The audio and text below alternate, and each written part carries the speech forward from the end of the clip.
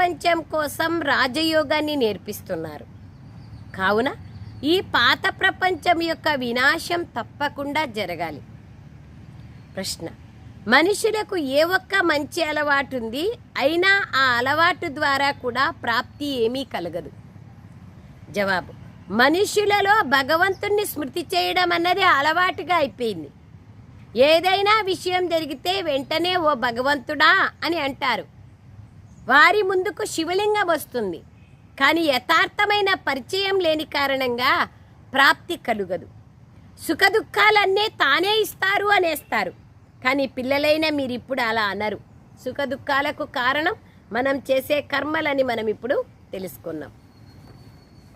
సారం: శివబాబాను మీ వారసునిగా చేసుకొని అంతటినీ ఎక్స్చేంజ్ చేసుకోండి. వారసునిగా చేసుకొని శరీర నిర్వహణ కూడా చేసుకోవాలి. ట్రస్టీగా భావిస్తూ ఉండాలి. డబ్బుని ఎటువంటి పాపకర్మలోనూ వినియోగించకూడదు. 2వ పాయింట్: స్వయంగా జ్ఞానసాగరుడైన తండ్రి మనల్ని చదివిస్తున్నారని లోపల సంతోషంతో పులకరింపు కలుగుతూ ఉండాలి.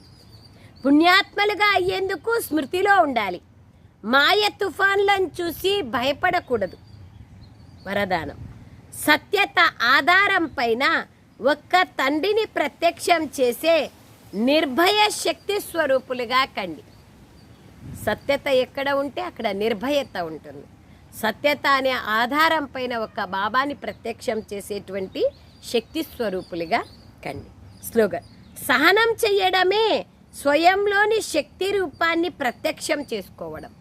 సహనం చేసుకోవడమే స్వయంలోని శక్తి స్వరూపాన్ని ప్రత్యక్షం చేయడం. సహనం చేసుకుంటే దానివల్ల మనకే లాభం. ఎదుటి వాళ్ళు ఇబ్బంది పడతారు, ఫీల్ అవుతారు, కానీ మనము నిశ్చింతగా ఉంటాం. అందుకే బాబా అంటారు, సహిస్తే దానివల్ల ఎంతో ప్రాప్తి భాగ్యం అనేది తయారవుతుంది. ఓం శాంతి.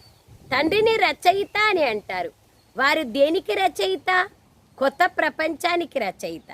కొత్త ప్రపంచాన్ని స్వర్గము లేదా సుఖధామం అని అంటారు. అలా పిలుస్తారు, కానీ అర్థం చేసుకోరు. కృష్ణుని మందిరాన్ని కూడా సుఖధామం అని అంటారు. అది చిన్న మందిరం. కృష్ణుడైతే విశ్వాధిపతి కదా. అనంతమైన అధిపతిని హద్దులోని అధిపతిగా చేసేశారు. కృష్ణుని చిన్న మందిరాన్ని సుఖధామం అని అంటారు. తాను విశ్వాధిపతిగా ఉండేవారు. ఇది బుద్ధిలేకి రాదు. అతడు భారతదేశంలోనే ఉండేవారు. మీకు కూడా ఇంతకు ముందు ఏమీ తెలియదు. తండ్రికైతే అన్నీ తెలుసు. వారికి సృష్టి